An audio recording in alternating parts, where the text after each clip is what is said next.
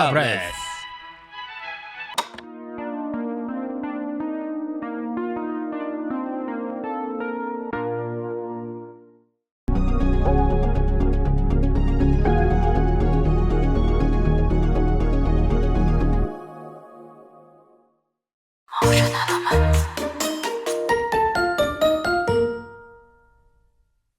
입시왕 여름방학 남양 특집 방송 수학이 무서워 지금부터 시작합니다. 자, 안녕하세요. 입시왕 한희쌤이고요. 오늘은 입시왕 남양 특집 여름방학 남양 특집 인터뷰 방송입니다. 그래서 저희 입시왕 스튜디오에 자리가 모자란 관계로 펜타키 선생님이랑 홍프로 선생님이 나오지는 못하게 되었습니다. 그래서 두 분은 이제 좀 이따가 정규 방송으로 다시 모실 테니까 두 분 얼굴 보고 싶으신 분은 좀만 기다려 주시기 바라고요. 오늘은 이제 남양 특집 방송. 예전에 이제 저는 방학이 오면 항상 즐거웠습니다. 방과석에 이제 누워 있으면 되니까 그랬었는데 요즘은 방학이 상당히 두렵지 않습니까? 방학마다 뭐 선행해야 된다, 무슨 학원 보내야 되니, 뭐 옆집 아이는 뭐 미적분까지 했니 많이 이런 얘기가 자꾸 들려오기 때문에, 게다가 뭐 썸머스쿨을 보내니 윈터스쿨을 보내니 하다가 보니까 많은 아이들과 학부모님들이 공포에 떨고 있죠. 특히 이제 무엇을 어떻게 공부할까 이 고민 때문에 머리가 아프기 때문에 저희가 이제 방학마다 두려움을 떠는 여러분들을 위해서 일종의 남양 특집 방송입니다. 1탄은 수학이 무서워 모든 대한민국 수험생들을 공포에 떨게 만드는 수학 인터뷰를 진행을 해보도록 하겠습니다. 안녕하십니까, 수학 강사 양지용입니다. 반갑습니다. 예, 알겠습니다. 양지용 선생님 나오셨고 옆에 그 입시왕 사상 거의 최초 온 것 같아요. 여자 수학 선생님이 저희들이 특별하게 모셨습니다. 제가 듣기로는 약간 중등부 수학 쪽에서 거의 막 20년을 돌을 닦으신 느낌으로 예, 그쪽 업계에서 아주 전문성을 가지신 분을 갖다가 저희가 이제 이번에 사실 입시왕 아카데미 원에서 특별하게 영입을 했거든요. 어떤 분인지 본인 입으로 자기 소개 좀 해주시기 바랍니다. 네, 안녕하세요. 수학 가르치고 있는 서혜나입니다. 저는 9년 동안 개인 공부방을 운영을 하면서 우리 중등에서 고등을 넘어가는 친구들을 가장 전문적으로 가르치고 있었습니다. 그러면서 이제 조금 더 밖에서 친구들은 어떻게 공부를 하는지 조금 더 궁금해서 이제 강사 생활을 시작하게 됐고요. 네. 지금은 부천 청솔에서 고등학교 1학년 친구들 가르치고 있습니다. 네, 서혜나 선생님이십니다. 서혜나 선생님. 서혜나 선생님은 원래 뭐 학부 전공이 뭐였습니까? 저는 경영이었습니다. 경영학과를 네. 들어가셨고, 네. 예. 수학을 가르친 경력이 지금 몇 년쯤 되시나요?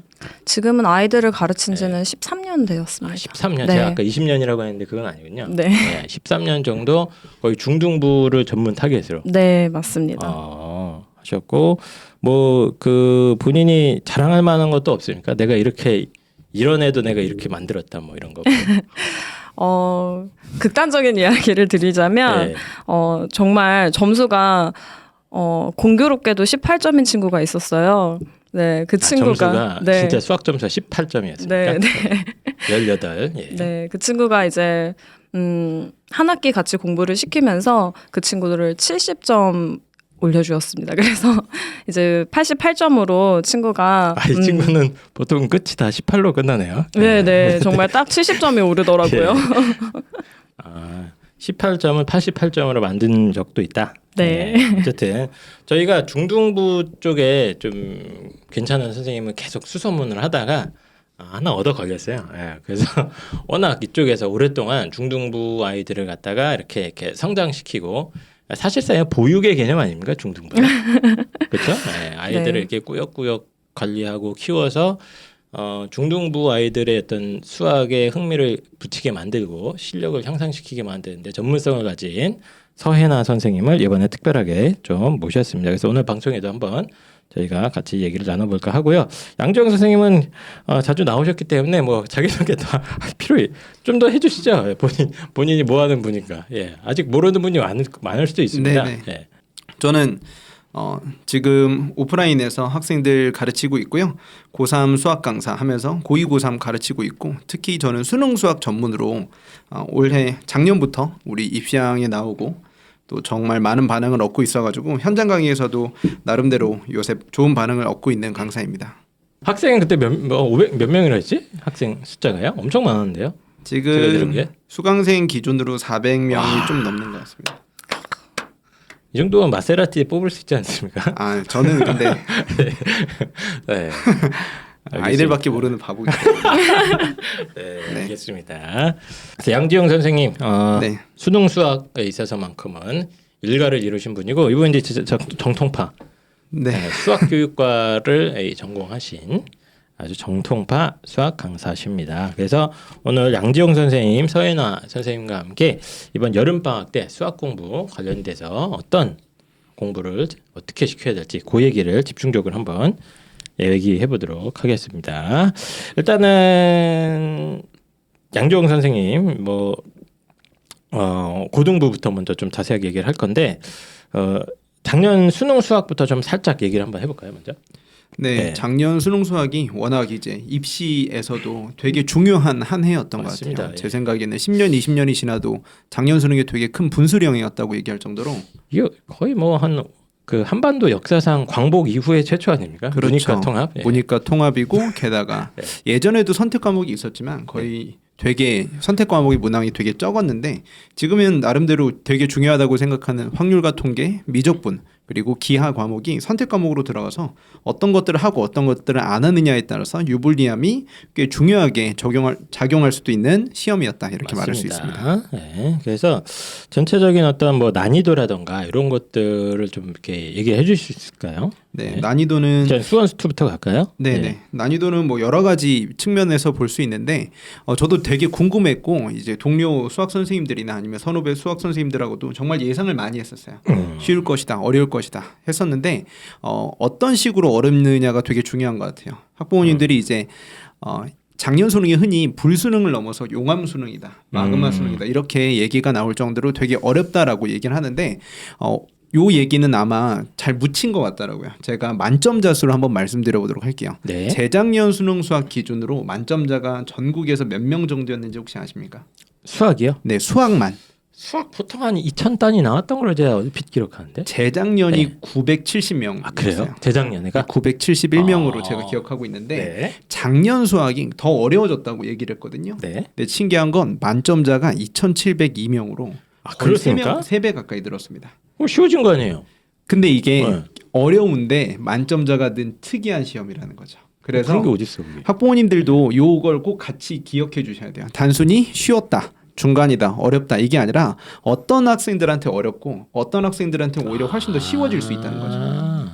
문이과 공통으로 시험을 보기 때문에 수학원, 수학토가 총 6개의 대단원으로 구성되어 있거든요. 수학원 3개, 수학토 3개 이렇게 해서 6개의 대단원인데 네. 거기에는 기존의 이과 학생들이 가장 어렵게 배웠었던 지금 기하, 예전엔 기하 벡터라고 얘기하는 네. 내용과 미적분 내용이 삭제된 상태에서 문이과 학생들을 가르기 위해서 6개의 대단원에서 중킬러 문제들과 킬러 문제들을 내는 거예요. 네. 그 얘기인 즉슨 내용 자체는 크게 어렵지 않지만 즉 수원수투만 본다면 재작년 기준으로 문과 학생들만 배우던 과목이었습니다. 네. 근데 이과 학생들까지 껴서 이제 그 내용을 시험을 보게 하려니 그걸 어렵게 내용 자체가 어렵지는 않지만 표현을 어렵게 내는 거죠.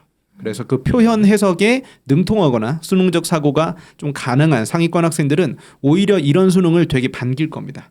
왜? 해석만 잘해주면 수학 문제를 정말 쉽게 풀 수 있거든요. 네. 그래서 만점자가 오히려 3배 증가하는 정말 아이러니한 일이 벌어졌지만 반대로 2등급, 3등급 컷은 뚝 떨어져서 준킬러 문제에서 아이들이 나가 떨어지는 경향이 많은 시험이다. 이렇게 말씀드릴 수 있습니다. 그러니까 뭐 예전처럼 뭐 예전에는 예전 수능 기준으로 재작년 수능 기준은 뭐 21번, 29번, 30번 그 이전이죠. 21, 29, 그렇죠. 30번이 좀 많이 어렵게 나오고 나머지는 좀 이제 할 수 있게 나왔던 반면에 작년 수능 같은 경우는 약간 중상급 난이도나 하여튼 킬러 직전에 소위 말하는 중킬러급 난이도가 많이 배치가 됐는데 그렇죠. 얘네들이 의외로 풀 수 있는 애들은 되게 쉽게 푼다. 그렇죠. 그래서 실제로 가르치다 보면 그 해석에 맞들린 아이들은 수학이 또 금방 늘어요. 해석? 뭘 해석해요, 근데? 문제 표현에 대한 해석이 좀 자유자재로 되시면 문제 표현이 뭐예요? 제가 정말 죄송한데 한이 쌤이 이제 문과 출신으로 제가 알 쓰고 있어가지고 저도 수학 하나 틀렸습니다. 수능 볼 때. 근데 이제 요새 수학이 참 국어 문제처럼 나온다고 생각해 주시면 좋을 것 같아요.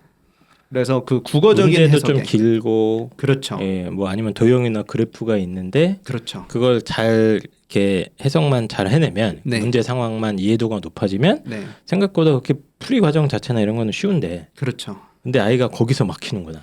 일단은 첫 번째로 무슨 얘기인지 모르고 두 번째로는 돌아가는 연산하면서 시간을 허비하기 때문에 아, 그 내용에 대한 제대로 된 이해를 한 친구들은 진짜 말 그대로 6줄 안에 풀이가 끝나거든요. 4점짜리라도. 근데 그걸 이해하지 못하거나 아니면 그거에 깊이 다가가지 못하고 문제풀이를 말 그대로 연산으로만 접근하는 친구들이 정말 수학을 어려워하죠. 그런 도구가 트는 게 고3 과정이었으면 저는 좋겠습니다. 어쨌든 간에 그 최근 경향성이 어렵다 이런 네. 평가가 있는 건 사실인데 이거는 네. 이제 중킬러 문제들이 양이 많아지다 보니까 그렇죠. 그거에 자빠진 아이들은 어렵다고 느끼는 것이고 그렇죠. 난 이거 그냥 할만한데 하는 아이들은 만점도 팍팍팍 나오는 그렇죠. 그런 시험이다. 네. 이렇게 생각하면 되겠네요. 네네. 네. 그리고 미적 뭐 확통 기하도 살짝 뭐 확통이나 기하는 약간 난이도가 좀 이렇게 어렵지 않았다 이런 평가가 많던데. 미적분에 비해서는 당연히 이제 학습하는 데 소요되는 에너지는 확실히 적습니다. 네. 미적분이 워낙 많고 그렇죠. 확통기하도 물론 선택하는 학생들이 어려우면 당연히 어렵다고 볼 수 있는데 미적분이 학습하는 데 에너지도 제일 많이 소비되고 개발된 고난도 문제 유형도 상당히 많기 때문에 네. 아이들이 학습을 완료하는 데까지 시간이 꽤 오래 걸리는 편이죠. 그렇죠. 그리고 수능 난이도도 보면 미적분 1등급 컷이 확통 1등급 컷보다 이제 2점 정도 낮습니다. 그 얘기는 뭐냐면 확통 원점수 기준으로. 네, 원점수 기준으로. 그래서 확률과 통계 선택자들은 미적분 선택자들하고 똑같은 등급을 받으려면 2점 정도 더 받아야 된다는 것이죠. 왜? 확률과 통계가 좀 더 쉽기 때문에 오히려 그런 요새 말로 억가라고 하나요? 그렇게 확률과 통계를 네네네. 선택한 학생들은 오히려 점수를 더 잘 받아줘야 되는 아이러니한 사태가 벌어지고 있습니다. 뭐 표준 점수 계산하고 하는 그 계산 방법이 있지 않습니까? 네네. 지금? 예. 그 계산 방법에 의하면 현재 미적분 선택해서 만점 구간을 맞은 아이들이 최종적인 점수가 좀 더 높게 나오는 그렇죠. 예, 그런 상황이 네. 되고 있습니다. 그래서 어쨌든 보면은 뭐 제가 뭐 풀어보진 않고 저희 이제 주소 듣는 거니까 작년 수능도 보면 미적분에서 약간 고난도무성 문제가 좀 더 많았고, 네. 예, 확통이랑 기하는 그냥 그랬다. 네, 일반적인 수준이었던 것 같아요. 알겠습니다. 네. 그래서 현재 뭐 저희가 입시형 방송에도 여러 번 얘기했습니다. 이제 기존의 뭐 킬러 문항 중심의 수능 수학 체제가 이제 중킬러들이 많이 배치가 되면서 전체적인 트렌드가 많이 변하고 있다. 이런 얘기를 이제 여러 번 얘기를 했던 것 같은데 정말로 제가 이거 맨날 물어보는 건데 그래서 제가 이제 애들을 이제 상담을 저는 많이 하니까 이렇게 보면은 분명히 킬러 문항이 쉬워졌다고 하는데 30번은 맞춘 애들이 없어요. 맞아요. 이게 뭡니까 도대체? 그 사기치는 거 아니에요 이게? 수학 킬러 문항 난이도가 하락하고 있다는 것도 당연히 맞는데요. 네. 문제는 뭐냐면 거기까지 가지 못하기 때문에 그게 쉬운지 어려운지 판별조차 하지 못한다는 거죠. 가지 못한다는 게 무슨 얘기입니까? 일단 30번이나 22번 맨 뒤에 있는 문제들이 네, 킬러 네. 문항인데 거기까지 도달하지 못하고 이제 종이 치거나 아니면 그런 건 아예 읽어보지도 시간이 못하고 모자라서 끝나는 경우들이 압도적으로 많죠. 그래서 아마 상담 계속 하실 때 수학 점수 제가 생각하기에 제일 많은 등급이 네. 제가 현장에서도 아이들 만나보면 제일 많은 수학 점수가 뭐 이제 1, 2등급은 되게 여러 종류의 1, 2등급이 있어요. 실수로 틀린 애 뭐 네네네. 있지만 일반적인 학생이 제일 72점, 76점이 정말 많아요. 근데 이제 그런 것 예전에는 같아요. 1등급 컷이 92점이나 92였죠. 96점이나 뭐 이렇게 됐거든요. 근데 지금은 미적분 선택자 기준으로 지금 6월달 올해 6월달 평가원 모의고사의 1등급 컷이 미적분이 83점입니다. 그 얘기는 뭐냐면 킬러 문제 다 틀려도 당연히 1등급 받을 수 있다는 얘기예요. 4점짜리 4개 틀려도 지금 16점 깎이는 거기 때문에 84점이면 제 생각에는 킬러 문제 틀리더라도 중킬러 문제에서 얼마나 하나를 더 맞추느냐 또는 덜 틀리느냐가 1등급 수성의 가장 안정적인 기준이 되는 거죠. 이게 뭐 그 미적 하여튼 이과 아이들의 수학 실력이 떨어졌다기보다는 네. 문과 아이들이 대거 합류하면서 네. 전체 뭐 집단이 많아진 거 아닙니까? 그래서 그런 것도 1등급의 있죠. 머리 숫자도 많아지고 네. 그거에 맞춰서 1등급 컷도 자연스럽게 떨어지고 이런 현상이 있는 것 같은데 그러면은 킬러 문항이라고 옛날에 불렸던 이제 이런 것들은 확실히 낮아졌다고 봐도 되나? 근데 왜 애들은 여기 풀지를 못하느냐? 근데 시간 부족 때문에 이렇게 얘기를 하신 거고. 그죠. 아이들을 평가하는 기준 자체가 예전에는 킬러 문제 정도밖에 없었는데 아니 이제는 난 근데 솔직히 이게 왜 애들이 못 푼다니까요. 아예 못 풀어요. 예. 시간이 있어도 못 푼다니까. 근데 요새는 시간 있으면 풀릴 정도로 내기는 해요. 아 그래요, 정말로? 네, 시간이 확실히 그래요. 한 3일 정도면 풉니까? 한 2, 3일 중에 풀리는 그런 애들도 있는데 예. 그런 애들도 있죠. 그러니까 요 방송을 보고 계시는 학생들이 꼭 예. 기억해 주셔야 될 게 3등급인데 객관식 킬러인 15분을 푸는 경우도 있어요. 아, 그래요? 근데 저는 그런 게 의미 없다고 얘기하는 거죠. 15번이 물리적으로 시간이 오래 걸리는데 그거 풀어서 맞출 에너지와 시간 투자를 다른 준킬러 문제 2문제, 3문제에 투자할 수 있거든요. 근데 그런 시간적인 전략, 수학도 아이들이 못하면 못 풀어서 또는 몰라서라고 그러는데 100분 동안에 어떤 전략을 가지고 문제를 풀어주고 시험을 대비하느냐가 생각보다 등급을 크게 좌지우지할 수 있습니다. 알겠습니다. 그래서 뭐 일단 수능 시험이라는 것도 어쨌든 전략이 필요하지 않습니까? 네. 나중에 이제 실질적으로 어느 정도 원점수 확보해서 내가 등급을 어떻게 가져갈 것이냐 할 때 이제 이런 어떤 최근의 어떤 트렌드에 따르면 킬러가 쉬워진 건 확실히 맞는데, 네, 예, 이거 할 수 있으면 하는데 네, 야, 굳이 꼭 그것까지 해야겠니? 그렇죠. 뭐 이런 전략도 가능하다. 그게 더 네. 중요합니다. 이런 말씀 네. 얘기해 주신 것 같습니다. 그다음에 제가 이제 항상 모든 저희 방송에 나오는 선생님들한테 물어보는 건데 이제 이분들은 현장에 계시니까 지금 코로나가 2019년부터였나요, 저희가? 그래서 2019, 20 해서 거의 이제 3년 차가 이제 돼가고 있는데 정말로 해가 갈수록 아이들의 상태가 안 좋다 이런 게 좀 느껴집니까, 양재원 쌤은? 네, 이따가 해나 쌤도 더 잘 아실 텐데 네. 저는 이제 제가 느끼는 것들은 상위권 아이들은 그대로 잘하긴 합니다. 하지만 중하위권 학생들의 수준 격차가 엄청 많이 벌어졌다라고 말씀을 드릴 수 있고요. 네. 그리고 꼭 이제 정확하게 말씀드릴 수 있는 지표가 저는 항상 이제 애들이 뭐 곱셈 이런 걸 잘 못합니까? 그런 것도 있겠지만 일단은 호흡이 긴 문제를 잘 읽지 못해요. 그러니까 긴 텍스트를 제대로 읽지 길면 못하죠. 일단 애들 아래 손을 놓는다. 네. 어. 그리고 이제 뭐 나라에서도 학업 성취도 같은 거 조사해가지고 맞아요. 결과 그거 좀 얘기해 주는데 충격적이더라고. 남학생이 특히 더 많이 떨어졌더라고요. 왜 그러죠? 저도 남자지만 이 인간들 뭐 하는 거야 집에서? 남학생들 집에 있으면 공부 안 하죠 사실은. 그래서 예. 남학생들 그러니까 성별로 점수 같은 거 나오는데 특히 남학생들 많이 떨어지고 그리고 이제 좀 되게 중요한 지표가 하나 있는데 올해 고3 3월 달 네네네. 모의고사를 봤었는데 미적분 선택자 기준으로 3등급 컷이 몇 점인지 아십니까? 되게 낮던 저 깜짝 놀랐어요 그것도 보고. 네, 3등급 컷이 100점 만점 원점수 기준으로 48점입니다. 그렇죠. 48점. 난 그거 내가 잘못 본 줄 알았거든. 이게 말이 되나 이런 생각이 순간 들었어요. 그러니까 상위권 학생들은 계속 학원 다니고 알아서 잘 챙기고 해서 공부 계속 잘해요. 근데 중하위권 학생들이 정말 그러니까 이런 말에서 좀 죄송하지만 노답 비율이 좀 늘어나고 있다. 아 정말로. 그래서 이제 이과인데 48점이면요. 100점 만점 중에서 수능이나 모의고사가 30문제 중에서 4점짜리가 13개 나오거든요. 네. 그럼 4 곱하기 13 해주면 52니까 100 빼기 52 해주면 48점이잖아요. 그렇죠. 그러니까 2점, 3점짜리만 다 맞추고 4점짜리 아예 안 읽고 그냥 3번으로 자대고 OMR 카드 끄어도 3등급이 나오는 진짜 말도 안 되는 일이 벌어지고 있는 겁니다.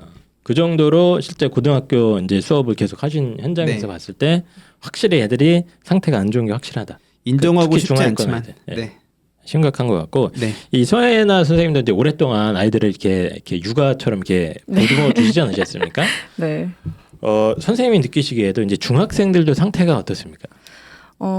사실은 중하위권이라고 표현을 하셨는데 중위권이 없다고 생각을 하고 있습니다. 중위권이 없다? 네. 상위권과 하위권으로만 나눠지고요. 공부 격차가 점점 더 심해지고 있고 특히 중학교 1학년 친구들은 시험을 안 보기 때문에 네, 1학년에서부터 또 격차가 많이 발생을 하고 있는 것 같고 뭐 줌 수업이라든지 코로나 대체 수업이 굉장히 많았지만 저도 굉장히 아이들을 타이트하게 잡는 편입니다.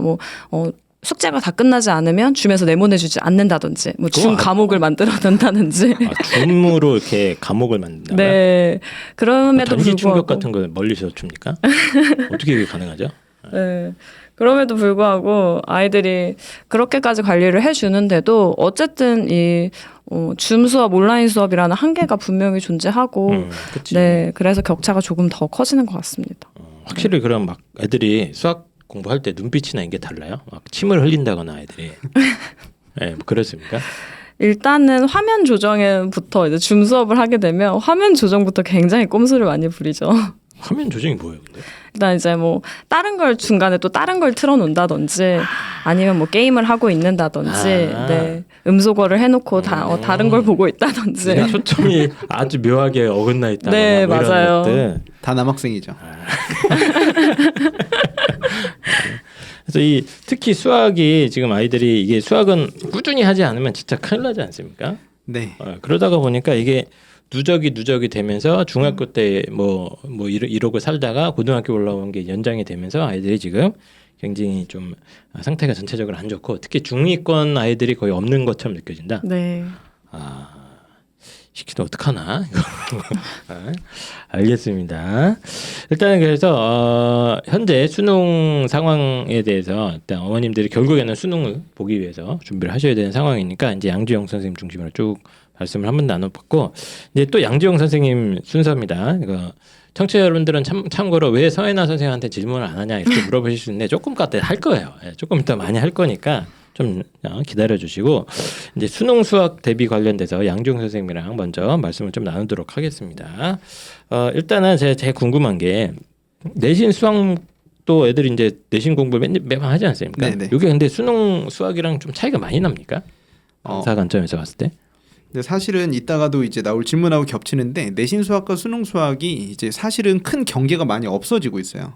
그래서 고등학교 2학년 때 배우는 게 훨씬 더 중요한 수학으로 바뀌고 있습니다. 예전에는 3학년 때 배우는 기하 벡터나 네. 미적분 2 뭐 이런 것들 3학년 때 배우는 과목이 내신과 수능에서 이제 많이 나왔다라고 친다면 지금은 거의 대부분의 학교에서 선택 과목이라고 말해주는 확률과 통계, 미적분 기하는 보통 이제 3학년 때 배우고요. 네. 수원수 2, 즉 공통 과목인 수원수 2는 고등학교 2학년 때부터 배우기 때문에 고등학교 2학년 때 내신 공부를 하게 될 때부터도 수능 공부하고 병행할 수 있다. 이런 꼭 인식을 가지고 계시는 게 중요할 것 같습니다. 그러니까 수능 수학의 시험 범위가 이제 크게 바뀌지 않았습니까? 네. 크게 바뀌면서 수원수2가 22문제인가요 지금? 네, 맞습니다. 수능 수학에서는 22문제나 나오기 때문에 비중으로는 뭐 거의 3분의 2가 넘어가니까. 네. 근데 이걸 다 대부분 학교들이 뭐 고1 때 가끔 하는 학교도 있지만 네. 고2에 다 끝내잖아요. 네. 그러니까 이제 시험 범위 상으로는 고등학교 2학년 내신 시험 범위가 완벽하게 겹친다. 네. 수능이랑 요 말씀인 거고. 네. 근데 어떤 문제의 어떤 유형적인 차이나 이런 거 좀 확실히 좀 다른가요? 그러니까 내신 공부만 하면 네. 수능 수학이 잘 나오냐 이런 얘기죠. 내신 수학 할 때 수능 공부처럼 해주는 게 되게 중요해요. 여러 가지 이유가 있는데 네. 요새는 첫 번째로는 내신 문제의 모의고사 기출 문제들이 그대로 나오기도 하고요. 수능 기출 문제들도 그대로 나오기도 합니다. 그리고 내신 수학만 했던 친구들, 특히 우리 학교 부교재가 있어서 부교재를 거의 암기하다시피 하는 학교들. 보통 그렇게 많이 하잖아요. 근데 그렇게 되면 나중에 생각해서 푸는 게 아니라 일단 첫 번째로는 시험 기간 끝나면 아예 다 까먹고요. 아주 중요한 수능 과목인데도 불구하고 내신 수학이 끝나면 아예 다 까먹습니다. 암기 과목처럼. 네. 그리고 두 번째로는 수능 수학에 대한 대응력이 떨어집니다.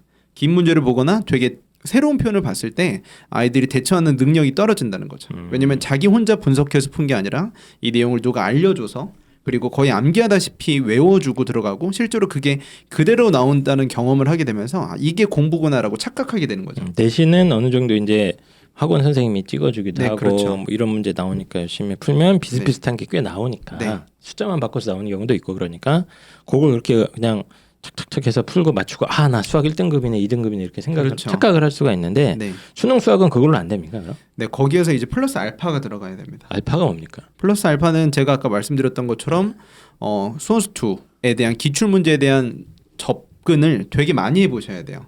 그래서 내신형 문제집 풀어보는 것도 너무 훌륭한 얘기지만 거기서 멈추지 말고 모의고사 기출도 꼭 찾아서 풀어보셔야 됩니다. 왜요? 뭐가 달라요? 많이? 네, 실제로 풀어보면 모의고사 기출 뭐가 문제. 다른 거예요? 도대체 설명을 해주세요. 일단 첫 번째로는 문제가 길어요. 문제가 길다? 네, 문제가 길고. 내신 시험 문제는 한 2줄 3줄이면 네, 수능은 일단 문제도 한 4-5줄 될 수도 있고 막 그죠. 박스 떼기 있잖아. 보기 네. 해갖고 뭐예요 그거 박스 떼기 해갖고 막 뭐 거북이 그려져 있거나 뭐 이렇게 도형도 그려져 있는 경우도 본 것 같고 막 맞아요. 맞죠? 괜히 네. 쓸데없이 도형을 주거나 네. 그냥 하고 싶은 얘기는 A인데 네. A, B, C, D, E, F 갔다가 A로 다시 돌아오고 이런 경우들이 많거든요. 근데 왜 그런 거예요 도대체?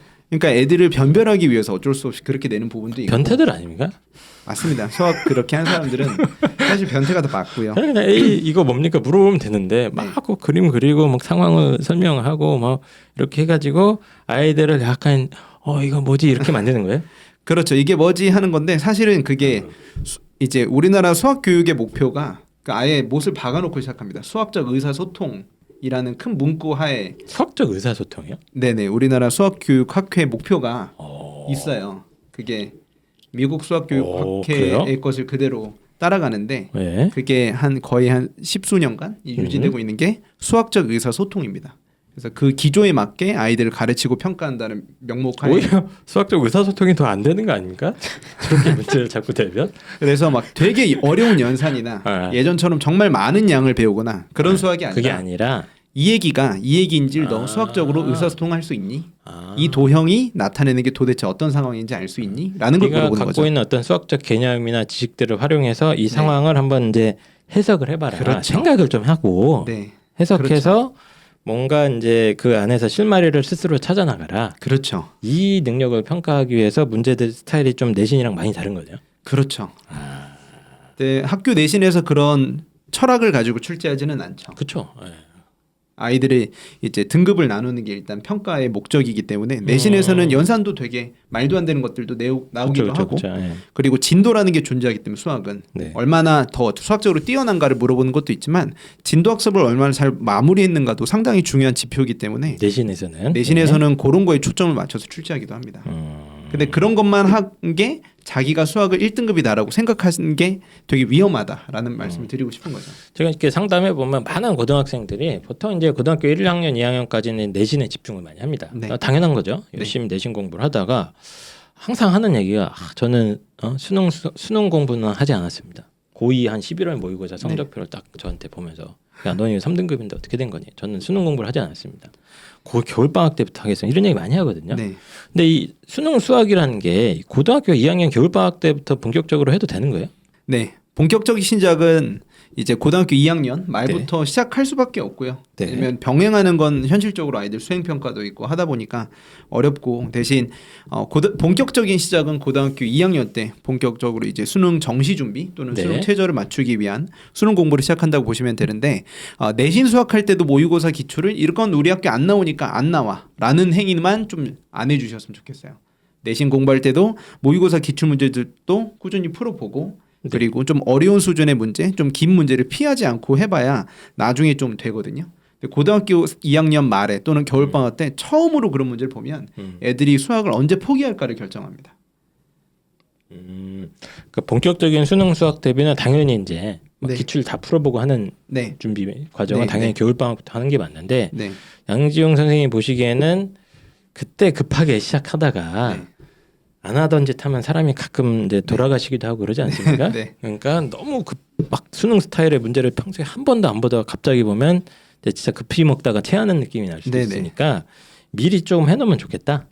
언제부터예요 그러면? 그러니까 내신 공부할 때 모의고사 기출 문제집을 병행해서 풀어보면 확실히 효과가 좋거든요. 내신 공부할 때? 평소에? 근데 그렇게 많이 해요 실제로. 상위권 학생들은 자기가 혼자 알아서 자히스토리라는 책 같은 거 풀어서 애들이 얘기 많이 하죠 그거. 고3 때 처음 푸는 게 아니라 아니면 이제 그런 기출 문제집을 혼자서 꾸준히 풀고 그리고 고등학교 2학년 내내 모의고사 준비를 거의 한 번도 안 하거든요.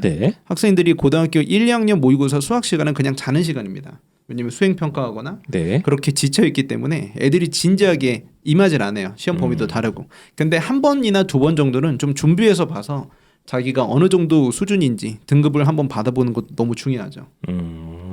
그러면 아까 이제 뭐 수원수투 이게 되게 중요하다 이런 말씀을 하셨잖아요. 그러면 고등학교 1학년, 2학년 때 이제 선생님 고등학교 1, 2학년 수업들도 꽤 하시지 않습니까? 네, 1학년 수업을 입시형에서 하고 하고 있고 쭉 애들을 이렇게 끌고 나가셔서 고3까지 이렇게 갖고 가시는데 이 수능 수학 대비를 갖다가 이제 고1, 2 때 이 인간들이 고3, 고2 겨울방학 때 이제 막 급하게 체하지 않으려면 어떤 뭔가 코스라던가 본인만의 로드맵이나 뭐 이런 게 있습니까? 일단은 내신 기간에는 내신 진도 사수는 1등이고요. 그러니까 진도 사수도 어려운 학교들이 꽤 있습니다. 2학년 때 수원 수투를 한 학기에 나가는 학교도 그런 실제로 학교 존재하긴 있어요? 합니다. 너무 그거 약간 아동 학대 같은데 저는. 그래서 저도 그런 학생들을 가르치는데 정말 저도 힘들더라고요. 예. 아이들이 수원도 수투도 사실은 수능인데 그걸 고등학교 2학년 1학기 때 다 하는 다 끝내는 학교들이 꽤 학교도 있어요. 근데 그런 학교들은 정말 겨울방학 때 시작해선 진짜 늦구나. 왜냐면 물리적으로 그걸 다 할 시간 자체가 없습니다. 맞습니다. 게다가 거기에서 좋은 성적을 받으려면 심화 문제도 좀 봐줘야 되고 네. 모의고사 문제도 좀 풀어줘야 되고 해야 되는데 시간 자체가 없으니까 일단 1순위는 진도사수입니다. 진도사수를 하고 시간이 허락되는 조건 하에 이제 네. 모의고사 문제들이나 수능 문제들을 이제 가끔씩 접해보면서 혼자만의 시퀀스로 쭉 풀어가는 게 중요하죠. 근데 이제 이런 건 좀 조심해 주셔야 돼요. 엄마 나는 정시로 갈 거니까 내신 수학 이제 안 할래. 이거는 정말 말도 안 되는 겁니다. 정시로 가는데 안 할 수도 있는 거 아니에요? 근데 이제 네. 다른 과목은 솔직히 그럴 수도 있다고 치거든요. 네네네네. 근데 수학은 각 학년마다 배워야 될 게 결정돼 있는 유일한 과목이에요. 그래서 그 정해진 순서를 따르지 않고 수능을 잘 본다? 이거 자체가 불가능하기 때문에 일단 내신 수학 공부하면서 진도사수를 똑바로 하고 네. 거기에 플러스 알파에 수능형 공부까지 곁들이면 오히려 내신도 잘 나오고 수능 공부에도 좀 좋은 결과를 또는 미리 잘 시작할 수 있는 경험을 할 수 있겠죠. 그래서 일단은 뭐 내신 진도사수라 하면 기본적인 일단 개념이나 이런 네. 것들부터 착실하게 그렇죠. 밟아나가는 건 아주 기본적인 거. 그리고 근데 그것도 어려워서 사실은. 예. 자꾸 어려운 걸 다 하라는 거야. 그래서 진도사수 하면서 기본 유형 풀어보고 이런 건 이제 기본인 거고요. 그렇죠. 예. 그게 이제 베이스가 되는 상태에서 중간중간에 수능 관련된 어떤 뭐 컨텐츠라고 해야 되나요? 네. 교재나 네. 아니면 뭐 가볍게 고1을 위한 인강도 가끔 있더라고요. 수능을 네, 수능 인강이나 이런 뭐 좀 네. 초보들을 위한 인강도 좀 나오고 있으니까 그런 걸 참고하는 방법도 있을 것 같고. 그렇죠. 그런 것도 네. 너무 좋죠. 아니면 이제 본인이 다니는 학원에서 이미 그런 뭐 자히스토리나 뭐 이런 좀 고난도 문제 관련된 교재를 많이 다루고 있으면 그걸 좀 이제 성의 있게 풀어보는 거. 그렇죠. 예. 그런 식으로 해서 수능에 대한 경험을 일찍부터 조금씩 해놓지 않으면 나중에 큰 코를 다칠 것이다. 그렇죠. 쉽지 않습니다. 정말. 네.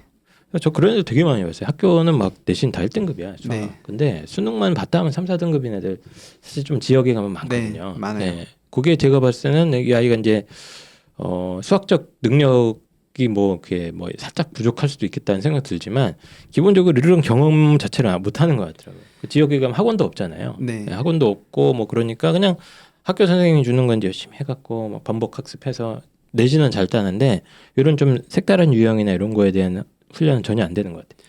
저희들이 생각하기엔 네. 그래도 이렇게 하면 좋으니까 풀어보면 좋지 않을까 하는데 실제로 아이들한테 시험에 나오진 않지만 요 정도 수준까지 풀어주면 좋아를 하면 안 요새 하지. 아이들은 네. 거부를 합니다. 맞습니다. 이거 학교 시험에 안 나오는데 왜 하냐. 네. 근데 실제로 나오기도 하거든요. 네. 실제로 학교 내신 기출이라고 알고 있지만 실제로 못해 이제 내용들은 전부 다 모의고사 기출인 문제들이 고등학교 2학년 때부터는 거의 다예요. 맞습니다. 근데 애들이 그걸 인지하지 못하고 나오느냐 안 나오느냐 이런 생각을 하고 있더라고요. 그래서 우리 아이들의 생각은 항상 짧기 때문에 바로 코앞에만 이렇게 생각하지 않습니까? 예. 하지만 수능 형태의 고난도 문제들을 갖다가 미리미리 좀 대응을 해놓지 않으면 나중에 수능 진짜 공부할 때 큰 낭패를 볼 것이다. 그렇죠. 이런 얘기를 좀 강조를 해주셨습니다. 제가 또 궁금한 게 진짜 아예 그냥 상위권 아이들 있잖아요. 네. 뭐 의대까지도 생각하고 있는 아이들이 좀 고등학교 1, 2학년 때 뭔가 그러니까 얘네들은 이제 기본적인 건 어느 정도 거의 중학교 때 끝나 있을 수도 있습니다. 네. 선행을 하도 많이 해갖고 얘네들은 좀 이렇게 조금 일찍 수능 수학을 대비한다면 뭔가 방법이 있을까요? 상위권 학생들 같은 경우에는 네. 진짜로 중학교 때 미적분까지 끝나는 경우가 그런 애들도 있죠. 예. 꽤 많더라고요. 그래서 선행학습을 하시고 선행학습도 고일수학을 한 4번, 5번 6번까지 돌린 친구들도 있고. 그래서 너무 뭐 엄청 그 반칙 아니야? 근데 진짜. 근데 그만큼 많이 하고 오죠. 네, 진짜로 제 생각을 뛰어넘을 정도로 많이 반복하는 애들이 있어요. 예. 근데 실제로 정말 잘합니다. 그런 아이들이. 잘하긴 하죠. 예. 그래서 수학을 잘하는 되게 중요한 방법은 첫 번째로는 수학적 능력이 아이가 원래 뛰어나기를 바라는 거고요. 근데 그게 아니라면 부모님들이 확실히 일찍 시작하는 게 반칙입니다. 그러니까 일찍 시작하는 만큼 잘하기도 해요. 근데 그게 못 따라가는 친구들은 계속 신경을 써주시면서 네. 이제 조금씩 목표를 낮춰 나가야 되겠지만 그게 아이들이 실제로 요새 아이들이 너무 똑똑해요. 그래서 정말 주면 주는 대로 진도 학습도 다 하고 심화 학습도 여러 바퀴 돌린 친구들도 있기 때문에 주의 깊게 그걸 계속 공부하는 진도를 살펴주시면서 예. 계속 새로운 걸 시작해 주시고 그리고 좀 심한 내용들도 계속 다뤄주시는 게 어렸을 때부터 중요하다고 볼 수 있습니다. 그래서 일단 일찍 스타트를 해서 선행 이런 거를 많이 돌리는 게 이제 당연히 기본적인 걸 학습하는 데 도움이 될 건데 네. 저는 되게 궁금한 게 제가 아까 드린 질문에 들어가서 저도 상담하다가 보면 네,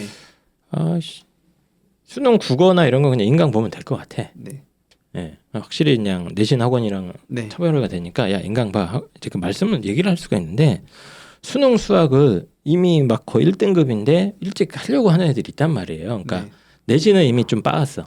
안 됐어요. 네, 3, 4등급인데 이 수능은 그래도 이제 뭐 잘 나오니까 정시로 일단 일찍 하려고 하는 애들이 있습니다. 네. 그래서 거의 겨울 여름 방학 때부터 벌써 그냥 수학 수능으로 뛰어들려고 하는 아이들은 어떻게 접근해야 되나요? 저는 그런 친구들은 좀 말려요. 왜냐면 아까 말씀드렸던 것처럼 오히려 말린다. 진도 사수가 먼저이기 때문에 차라리 일단 내신은 최선을 다한다. 수학 내신 공부하는 게 모의고사에도 도움이 되기 때문에 그래요? 진도 공부. 진도 그러니까 진도를 안 나가고 예쁜 공부만 하면 또 안 되거든요. 선생님 제가 우리 아가 6번 수투 끝냈습니다. 또 합니까? 내신이요? 네. 근데 그러면 못 볼 리가 없지 않을까요? 내신이. 아니 6번이나 했는데 또 네. 내신 공부 계속 합니까? 그러면은 이제 모의고사 공부 같이 병행해야죠. 인강을 좀 미리 시작하거나. 아, 근데 고2를 수능 반으로 시작하는 학원이 사실 몇 개 없어요. 그래서 제가 여쭤본 거예요. 네. 거의 없고 거의 없고. 뭐 정시반이 있긴 한데 네. 모집해도 막 많이 안 오더라고요. 그 용기가 없는 거죠. 내신을 버리고 고등학교 그쵸. 2학년 때부터 내가 수능에 뛰어든다는 건 사실은 아이들은 가능하다고 얘기할 수 있겠지만 실제로는 되게 큰 용기입니다. 그래서 어쨌든 양지용 선생님이 첫 번째 말씀은 까불지 말고 일단 내신을 따라가라. 네, 네가 6회독을 했던 10회독을 했던 네, 다시 봐라. 네. 다시 보면서 기본적인 건 또 까먹을 수 있으니까 다시 네. 돌아가고 거기에 플러스 알파로 살짝 아까 계속 같은 얘기 하시는 것 같아요. 네. 수능 스타일 문제만 네. 조금 이렇게 더 풀어봐라 평소에. 막 되게 대단한 것들을 해서 수능 수학을 잘하는 건 아니거든요. 그래요? 네. 막 이렇게 조급할 필요가 없군요. 자기가 그러니까 진도는 조급해 할 수도 있어요. 음. 근데 수능 수학을 잘 보려면 자기가 이해하고 자기가 판단해서 정답을 내는 게 되게 중요한데 요새 아이들이 자기가 판단하는 능력이 없어요. 선생님이 이거다라고 얘기해주면 그때부터 외우기 시작하는 거예요.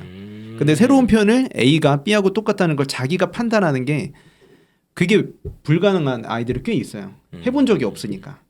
그 경험만 어느 정도 이제 스스로 그렇죠. 문제 상황을 해석하는 경험만 어느 네. 정도 축적이 되면 네, 뭐 충분히 수능 수학이 그렇게 어려운 건 아니다. 네, 그러니까 수능 수학 일찍 대비한다고 까불지 말고 아무리 네. 뭐 최상위권이라도 네, 진도 꾸준히 나가면서 네. 살짝만 하면 충분하다. 충분합니다. 오케이 알겠습니다. 네. 자, 또 양지용 선생님께서 아이들을 쭉 오랫동안 가르치셨는데 네, 하여튼 수능입니다. 이거는 수능 수학 공부를 진짜 열심히 하는데 성적이 안 올라가거나 얘는 왜 이렇게 좀 멍청하게 공부를 하냐? 이렇게 하면 안 되는데 좀 수능 수학을 좀 그 안 좋은 공부 방법이나 아니면 공부는 열심히 하는데 성적이 안 올라가는 아이들의 어떤 특징이나 이런 게 있습니까?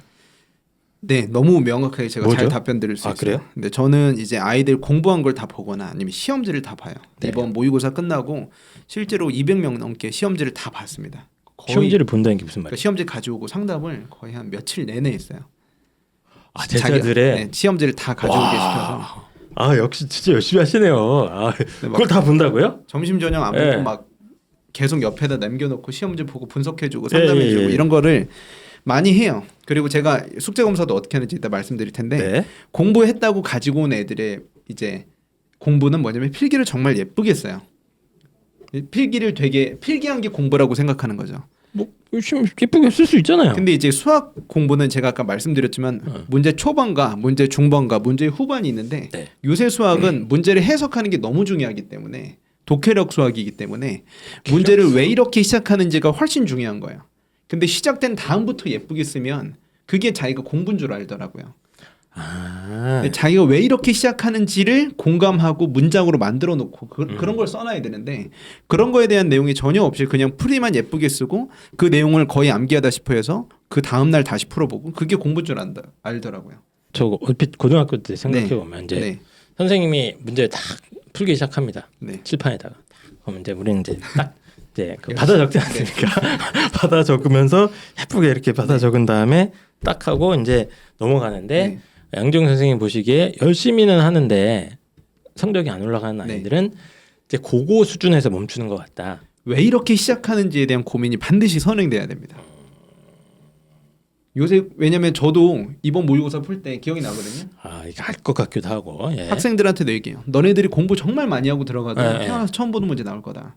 그렇겠죠. 왜냐면 저도 그래요. 수능은 특히 그러니까요. 수능은 예. 이 표현이 도대체 뭐야? 이 함수가 도대체 어떤 함수야? 몇 개 그려보고 미분해보고 그리고 기출의 연장선에서 해석해보고 이런 게 되게 중요한데 그냥 그 단독적인 문제풀이만 기억하고 말면 그 개념이 휘발성이 강하니까 그냥 다음날 다다음날 다 까먹는 겁니다. 일주일 후나 한 달 후나 모의고사 봤을 때 자기가 그 풀이와 비슷하게 시작할 수 있게 되는 실력을 갖추게 되려면 왜 이렇게 시작하는가 그리고 이 내용이 왜 이 내용과 똑같다는지 해석해주는 능력이 너무 중요하죠.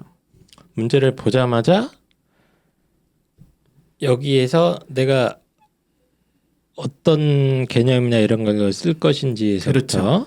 예, 이걸로 어떻게 전개시켜 나가야 될 때에 대한 이제 뭔가 이게 떠올라야 되는 거예요. 그러면 그렇죠. 그래서 수학이 재밌고 수학이 잘 는다는 애들은 네. 그런 게 잘 된다는 아이들이에요. 곧바로 떠오르는 애들. 독해력 수학이라는 말이 진짜 좀 재밌네.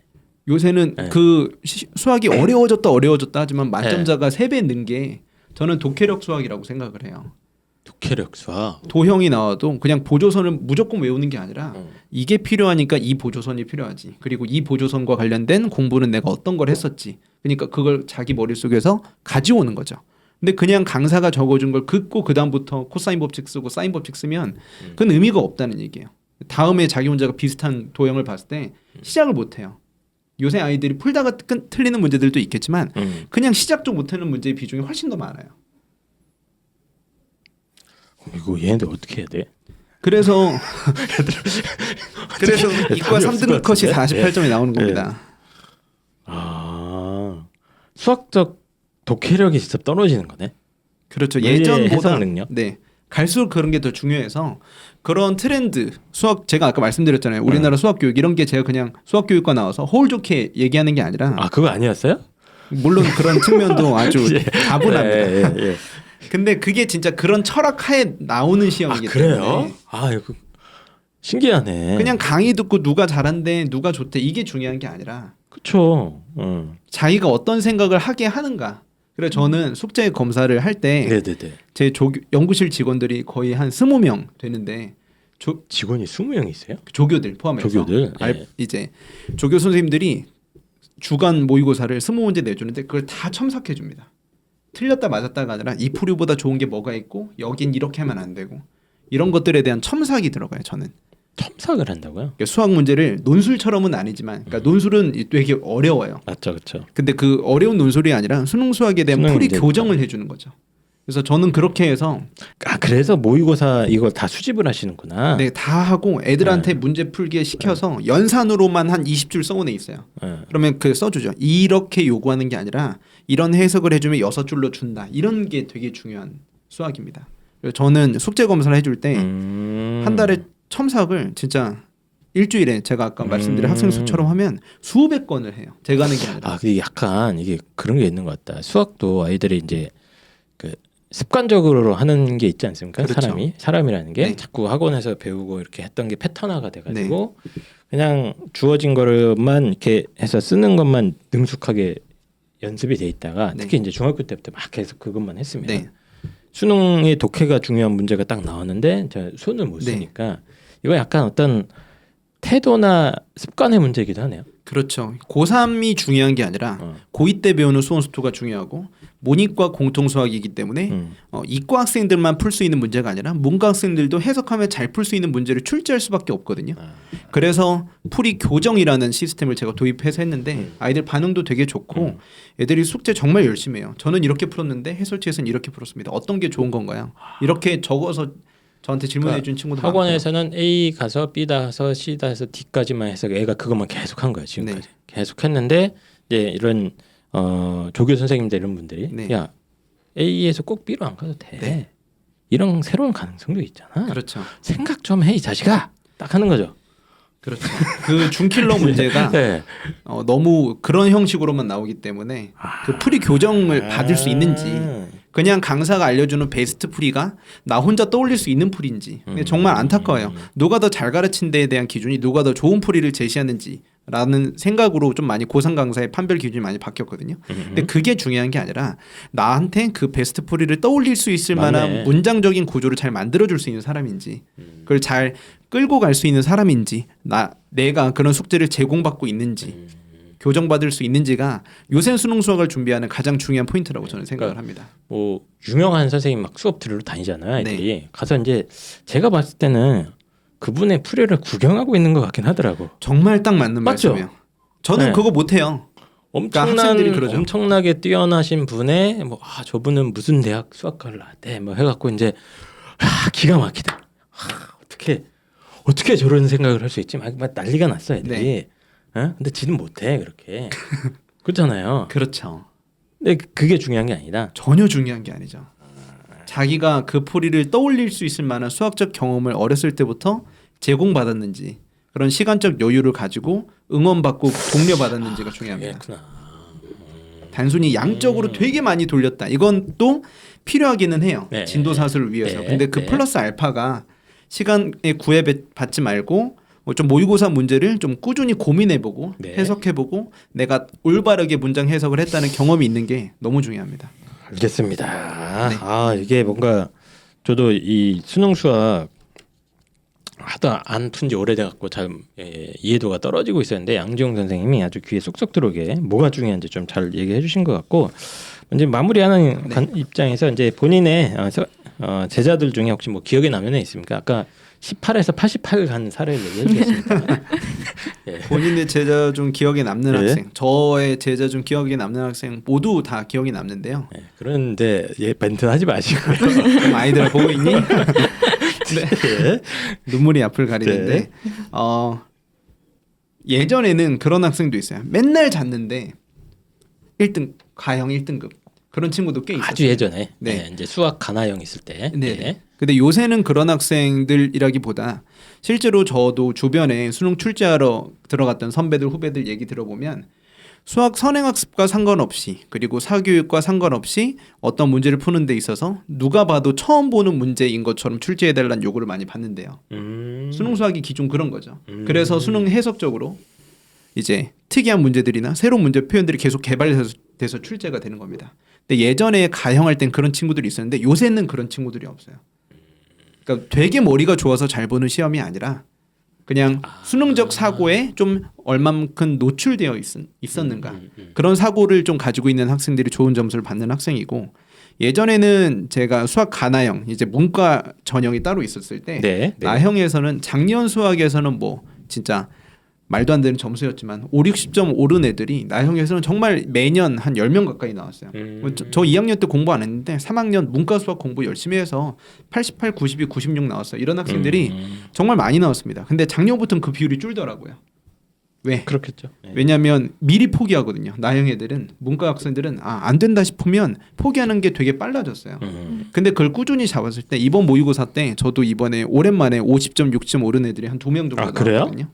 빵점에서 50점 간 거 아닙니까? 작년에 30점이었는데 이번에 대박이네 그럼. 80점 찍었다고요? 1등급 나오고 이랬더라고요. 84점. 또 서예나 선생님은 70점 올랐습니다. 네.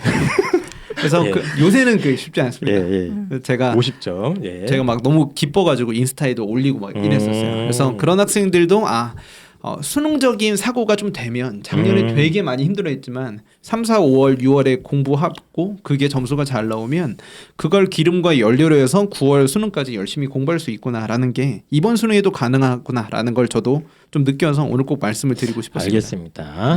일단 저희 방송 청취자분들은 이제 여름방학을 많이 맞이해서 수학 뭔가 이제 해야 됩니다. 뭔가를 해야 되는데 이 고등학교 특히 1, 2학년들 이제 고3 아이들은 이제 끝났으니까 사실상 고1, 2 아이들을 위해서 좀 한마디 양재영 선생님께서 좀 해주시죠. 앞으로 좀 이런 걸 좀 주의했으면 좋겠다. 이런 것들. 제가 학생들 만나면 시험 끝나고 항상 듣는 말이 있어요. 선생님 저는 정시예요. 이런 얘기 정말 많이 됩니다. 근데 이제 예. 정시요라고 얘기하는 애들이 네. 특징이 뭐냐면 네. 내신도 못하고 수학도 그러니까 수능도 안 되는 겁니다. 근데 내신이 안 됐다고 해서 자기가 정시로 잘 간다? 그런 학생들은 없거든요. 예전처럼 정시에 올인할 수 있는 분위기도 아니고 수시 지원이 9월 달에 있고 정시가 11월에 있기 때문에 거의 대부분의 학생 정시 확대가 되더라도 네. 학생들이 정시로 잘 가는 학생들은 이미 2학년 때부터 싹이 보이는 아이들이 압도적으로 많습니다. 네. 그래서 자기가 그런 아이들인지 스스로 판단해보고 저는 그런 학생들을 정시병자라고 얘기하거든요. 아, 정시병자. 발음을 조심하셔야 됩니다. 정시병자. 정시인데 정시에 가고자 하는 병에 들린 사람들 그렇죠. 이라는 뜻입니다. 네. 그렇죠? 정시병자. 그렇죠. 오해하지 마시고 예. 정시병자. 근데 그 정시병자들이 네. 이제 발음 조심하시고요. 네네. 그 예. 정시병자들이 예. 발음이 좀 힘든데 정시라는 허황된 꿈에 사로잡혀 있는 나머지 내신 공부를 하지 않으면 그러니까 다른 과목은 모르겠지만 저는 수학에 한해서 말씀드리는 겁니다.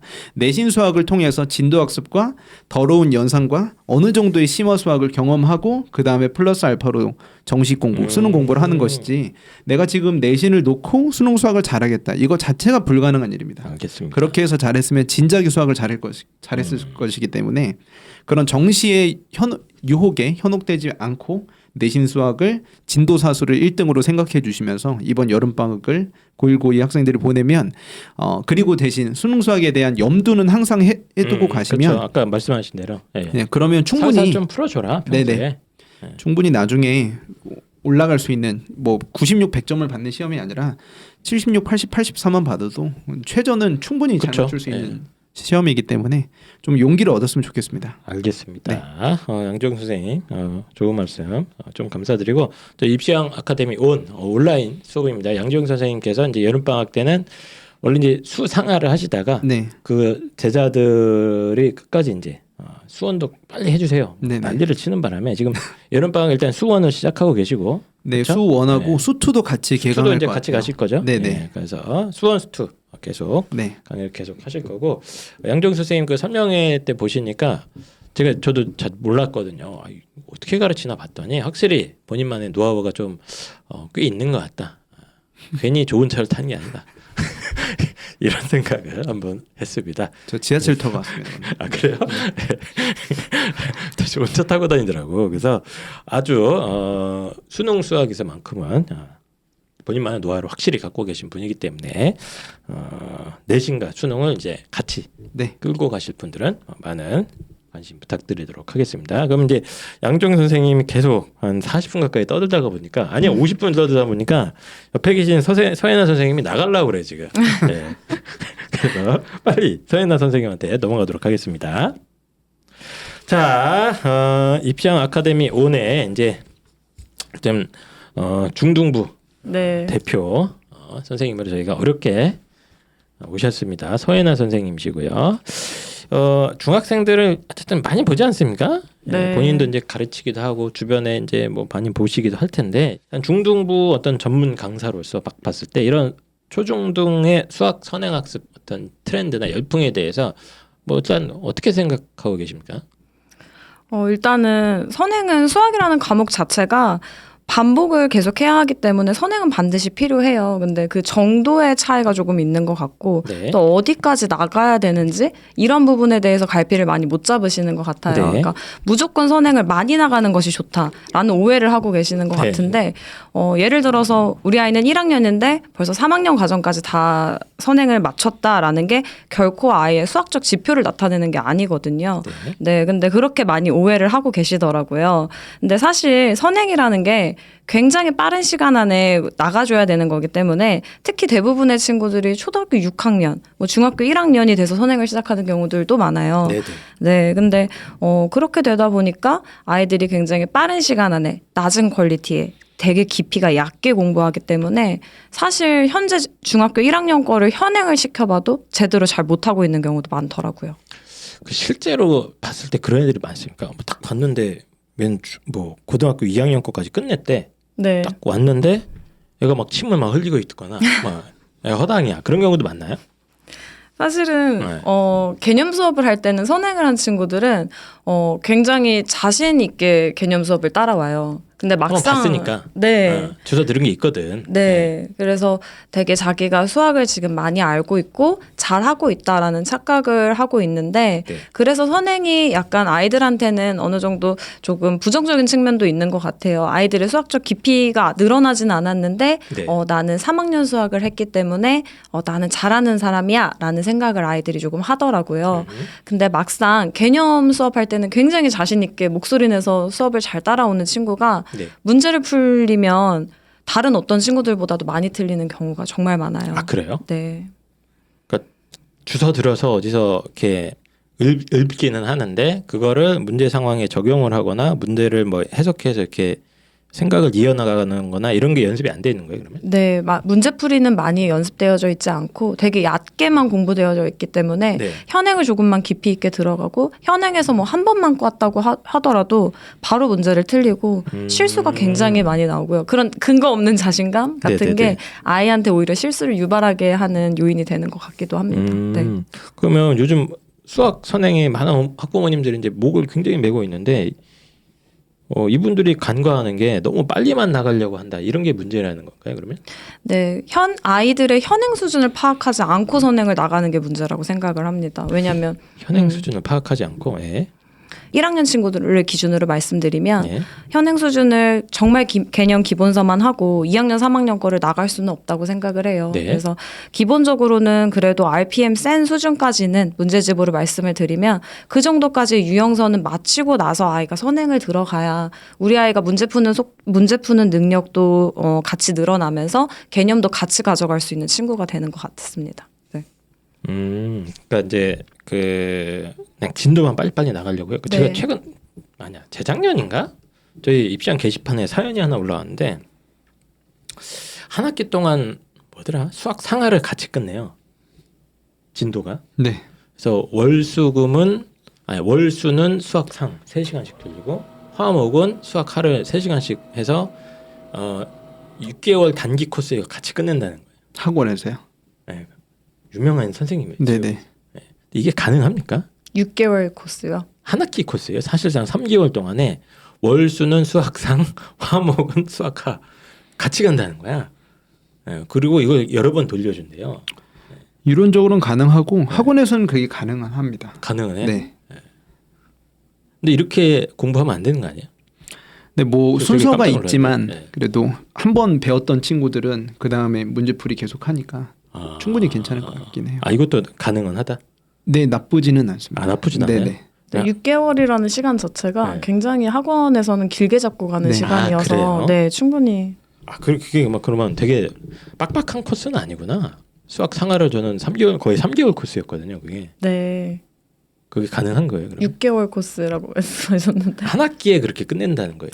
네. 근데 제가 봤을 땐 그렇게만 하면 진짜 겉핥기식으로 그냥 갈 수밖에 없지 않나 싶어가지고 여쭤본 건데요. 아니면? 일단은 처음부터 깊이 있게 들어갈 수는 없어요. 맨 처음 들어갈 때부터는 그거를 다 회독을 하면서 들어가기 네네. 때문에 예. 깊이가 점점 늘어나는 거지. 처음에는 아이들한테 기본적인 개념을 가르쳐주고 네. 그 이후에 이제 깊이가 들어가는 거기 때문에 3개월이라는 시간에 만약에 아이가 처음으로 이렇게 한번 훑어보는 과정이라면 가능할 것 같습니다. 그거는 훑어보는 것까지는 가능한데 네. 대신 여러 번 돌려야 된다 그거를. 네. 그 말씀이신 것 같고 그러면 제대로 좀 수학 선행 이제 하려면 특히 이제 막 중학교 1, 2학년부터 제대로 하려면 어떻게 해야 되는지 또 본인이 어떻게 보면 선행 전문가 아닙니까? 네. 그것만 계속 돌리고 있잖아요 지금. 네. 네. 본인의 노하우 이런 거 좀 공개를 해주시죠. 네. 일단은 한 학기에 풀어야 하는 문제집 건수가 절대적으로 확보가 돼야 된다고 생각을 해요. 한두 권을 풀고 제가 고등학교 친구들을 가르치면서 가장 놀랐던 거는 고1이 된 친구들한테 들었던 건 한 학기에 한 권을 풀었다라는 얘기를 들었을 때 굉장히 충격적이었어요. 왜요? 한 권을 제대로 풀었습니다. 이럴 수 있지 않습니까? 일단은 기본적으로 한 학기에 개념서 한 권과 유형서 한 권, 최소 2권은 풀어야 하고요. 네. 그리고 저는 저희 친구들을 보통은 6권 정도를 풀렸어요, 한 학기에. 그래서 그 6권이요? 네. 이것도 아동 학대 아닙니까? 무슨 야, 1년에 6권도 힘든데 6권 책 6권 읽기도 힘든데 그 6권 한 학기에 다 푼다고요? 일단은 만약에 1학년 친구들 이게 학년별로 다른데요. 아, 예, 예, 네, 예. 중학생들은 1, 2, 3학년이 성장하는 속도가 굉장히 다르기 때문에 아, 그것도 있다. 네, 중학교 1학년 친구들은 정말 아기 같아요. 그쵸. 근데 네, 사실상 아직 인간적으로 좀 더 성숙해야 되는. 예. 네. 근데 이제 중학교 2학년 2학기가 되면 굉장히 어른스러워지고 수학적 능력도 굉장히 올라가요. 아, 그런 차이가 있구나. 네, 그래서 그렇게 점차적으로 아이들 개인별로 조금씩 다르게 봐줘야 하지만 네. 일단은 1학년 때는 이제 천천히 조금 워밍업을 시켜보다가 네. 네, 이제 조금씩 기간이 늘어가면서 아이들이 풀 수 있는 권수가 점점점 많아지고요. 네, 이제 중학교에서 풀 수 있는 거는 사실은 아이들이 많은 유형을 접하고 문제를 빠르게 풀고 연산을 정확하게 하는 정도로만 풀어도 아이들이 충분히 중학교 수학에서는 좋은 내신 성적을 얻을 수가 있거든요. 네. 네.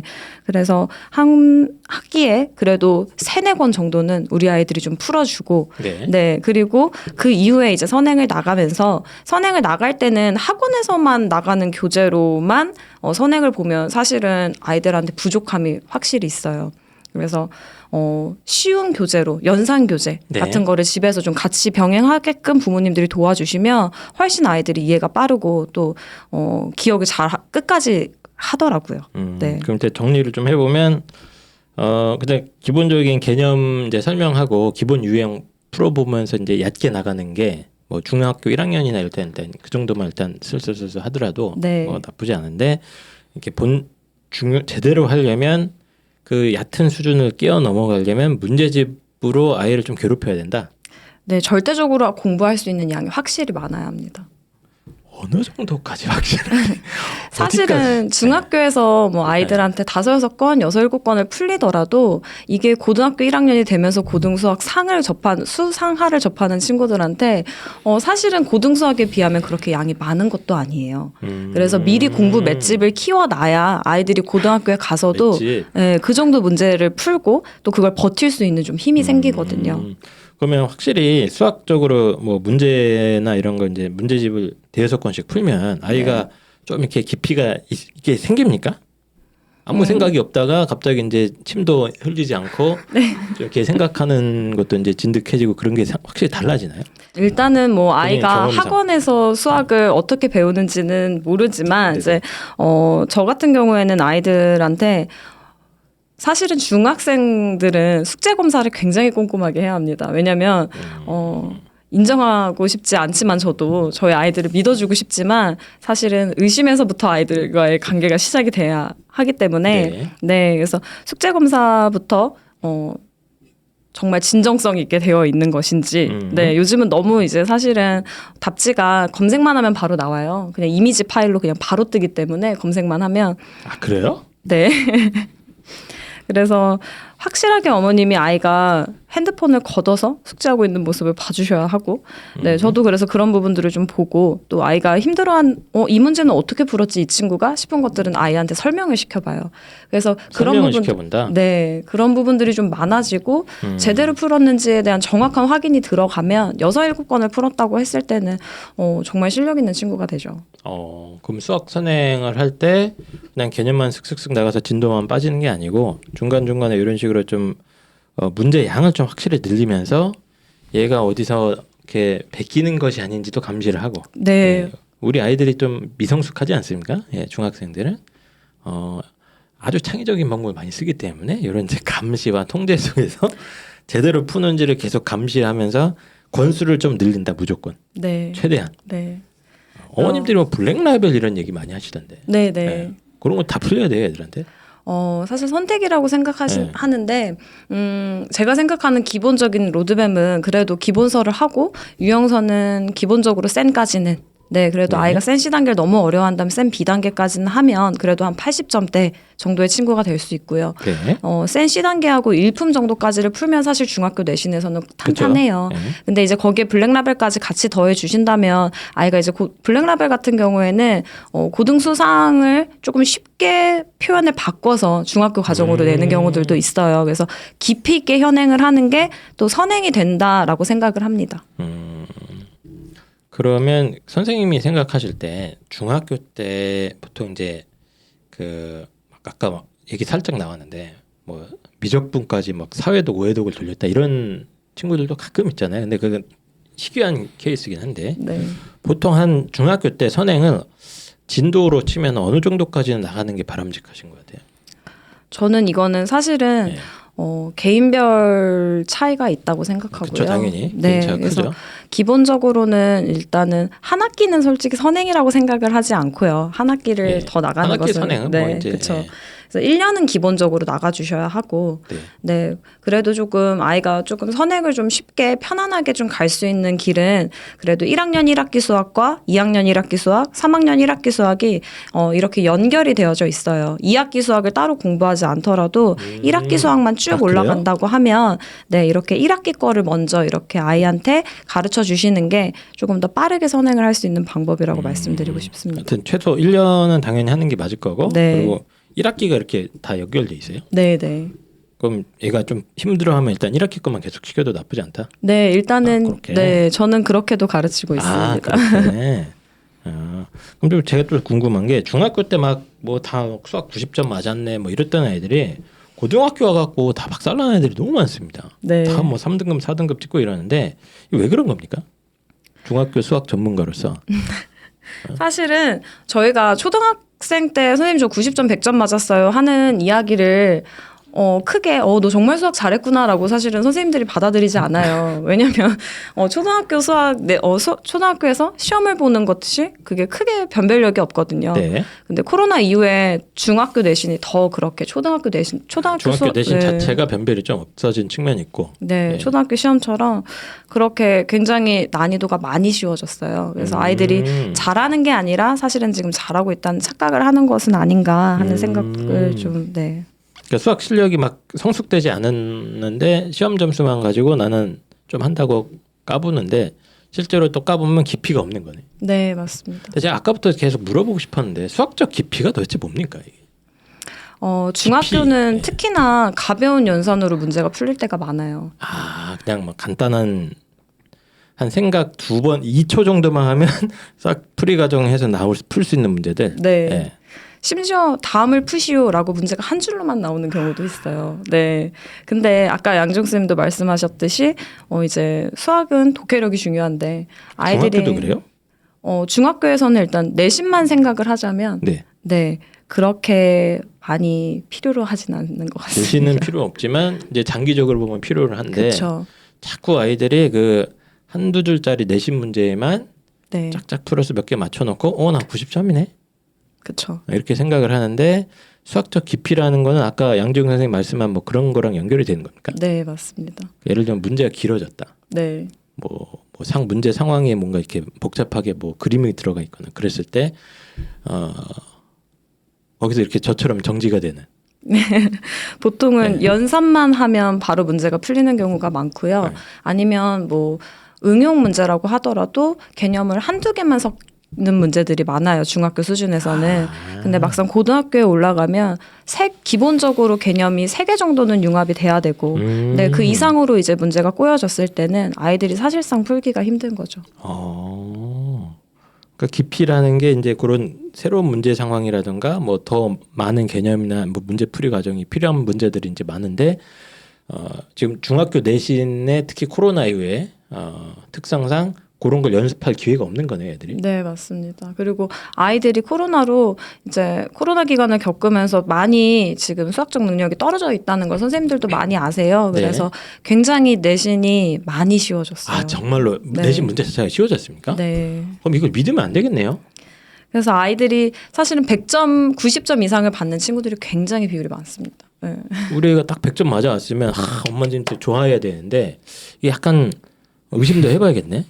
그래서 이거 맞아? 저는 이렇게. 사실은 네. 코로나 시절에 이제 아이들이 네네네. 한창일 때, 코로나가 한창일 때 내신 시험지를 받고 사실은 조금 약간 이렇게 하면 우리 아이들 이제 고등학교 가서 어떻게 공부를 하라고 이렇게 쉽게 선생님 내셨지 하는 생각도 네 했습니다. 그러면 뭐 선생님이 중학생들이 가르치잖아요. 네. 선생님이 아이들의 어떤 수학적 깊이를 이렇게 만들어내기 위해서 뭐 하는 본인만의 방법이나 뭐 노하우 이런 게 있을까요? 일단은 아이들이 분명히 일단은 연산을 중요해요. 왜냐하면 연산이 돼야 그 이후에 이제 계산 실수를 하지 않고 깊이 있는 그렇죠. 문제를 풀 수가 있거든요. 그래서 기본적으로 제가 6건 푼다고 말씀드린 거는 일단은 선행이 한번 들어가겠죠. 네. 그 다음에 거기에 이제 연산 문제집도 같이 들어갑니다. 네. 아주 가벼운 선행 문제집과 연산 문제집이 같이 들어가고요. 2권 벌써 갑니다. 네. 그리고 이제 개념서가 돌아가는데 보통은 개유라 많이 쓰시죠. 그러면은 개념편, 그 다음에 라이트편, 파워편까지 같이 시키고요. 네, 이거는 이제 학기 중을 말씀드리는 네. 거예요. 네, 그렇게 해서 풀이가 끝나면 아이한테 이제 RPM이라든지 센이라든지 네, 그 중에서 하나 유형서를 뽑아서 같이 풀리고 그걸 조금 수월하게 풀리는 친구들한테는 문제집이 한 3분의 1 정도 진행됐을 때 1품까지 같이 풀리게 해요. 근데 이제 일품같이 이제 조금 난이도 있는 또는 센 C 단계에 있는 문제들을 풀려고 하면 아이들이 사실 20문제 중에서 3문제만 맞는 친구들도 있어요. 그래서 이제 이거는 내가 풀 수준이 아니다 하고 포기를 하는데 3문제부터 시작하는 거라고 저는 생각을 하거든요. 그 다음번에는 그 다음 단원에서는 똑같이 3문제만 맞던지 아니면 한 문제만 더 맞아도 된다라는 그런 마음으로 아이들을 풀리게 하고 중학교 친구들은 사실 그런 고난도 문제에 대한 겁이 굉장히 많아요. 그렇죠. 그래서 누가 뭐 가르쳐 준 적도 없는데 갑자기 풀라고 하니까 학교에서도 안 가르쳐 주잖아요. 이거. 맞아요. 그리고 아까 양지웅 선생님도 말씀하셨듯이 이런 스타일의 문제는 나오지 않는다라는 얘기를 굉장히 많이 하거든요. 선생님 이거 안 나와요. 이렇게까지 그러죠. 어렵게 저희 선생님 내신다고 하지 않으셨다. 교과서만 보라고 하셨다라는 얘기를 굉장히 많이들 하는데 네. 그렇게 되면 이제 저는 알죠. 고등학교에 가서 이 친구가 얼마나 큰 어려움을 겪게 될지를. 네. 그래서 애들이 다 무너지는구나 고등학교 때. 그러면 일단 선생님 그래서 대여섯 건 풀리는 이유가 천천히 단계를 높이는구나. 네, 맞습니다. 천천히 해서 벌써 뭐 좀 너무 문제 한 3문제 맞추는 거 딱 줘버리면 애가 막 기겁을 하니까 네. 천천히 연산적인 거나 기본 개념적인 거를 이제 익숙하게 싹 만든 다음에 자 이제 한번 먹어볼래 하고 이제 안 준 고난이도 문제도 살짝 네. 주고 애가 3문제밖에 못 맞춰서 그럼 어떻게 해야 되지? 괜찮다고 해줘야 돼요. 무조건. 괜찮아. 여기서부터 시작인 거야. 3문제를 어떻게 맞았어? 라고 얘기를 해주는 것부터 시작을 해야 돼요. 정말로. 왜냐면. 보육이기 때문에. 네. 일단 자신감을 북돋아주는 맞아요. 것부터 하고. 네.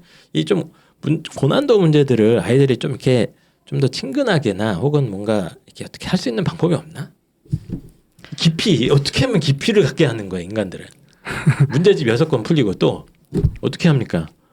계속 반복해서 제가 처음에도 말씀드렸듯이 수학은 정말 반복이 제일 반복밖에 방법이 중요한. 없다. 네, 그래서 선행이 반드시 필요한 과목이기 때문에 결과적으로 계속 고난도 문제에 노출시키고 그리고 아예 고난도 문제 같은 경우는 풀이 자체도 굉장히 조금씩 길어질 수밖에 없기 때문에 아이들이 보통은 한 줄 두 줄만으로 중학생들은 문제를 풀고 끝난단 말이죠. 그렇죠. 그렇게 풀리지 않을 땐 건드리질 않아요. 네, 근데 그게 길어져도 풀 수 있다라는 걸 그렇게 긴 풀이도 연습을 하는 연습을 시켜야 합니다. 계속 연습을 시키면 네. 확실히 달라집니까 애들이 근데? 당연히 달라져요. 달라져요? 네. 처음에 3개 맞추는 애가 한 4개까지 맞춥니까?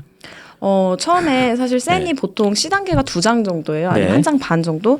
그래서 10문제 정도라고 기준을 잡는다면 처음에 한두 문제에서 시작을 해요. 그러니까 대부분 기본적인 수준의 친구들이요. 네. 네, 한두 문제, 두세 문제. 그러다가 정말로 8문제, 9문제 이렇게 맞게 계속 돌리면 그래서 이 책이 끝날 때쯤에는요. 빡세게 돌려야 되는 건 아이들을. 아까 그것도 좋은 것 같은데 야 너 문제 풀이 과정 한번 말로 설명해봐 네. 이런 거. 그리고 이 문제를 풀어온 친구가 있고 못 풀어온 친구가 있다면 풀어온 친구가 못 풀어온 친구에게 말로 설명하라고 시켜봅니다. 네. 그러면 설명하는 과정에서 내 생각이 좀 이렇게 좀 정리가 되기도 하고 그렇죠. 저도 같이 발전이 되기도 듣고 하고. 그 방법도 너무 좋은데 하고 칭찬이 들어간다든지 아니면 이거 솔직히 정직하게 풀지 않았는데 선생님이 다시 한번 설명해 볼게 하고서는 이제 같이 칠판을 보고 이야기를 한다든지. 네. 알겠습니다. 선생님이 이렇게 열심히 가르치고 있는데 또 수학은 자신감 없는 애들이 상당히 많습니다. 네, 맞아요. 선생님 저는 수학이 약해요.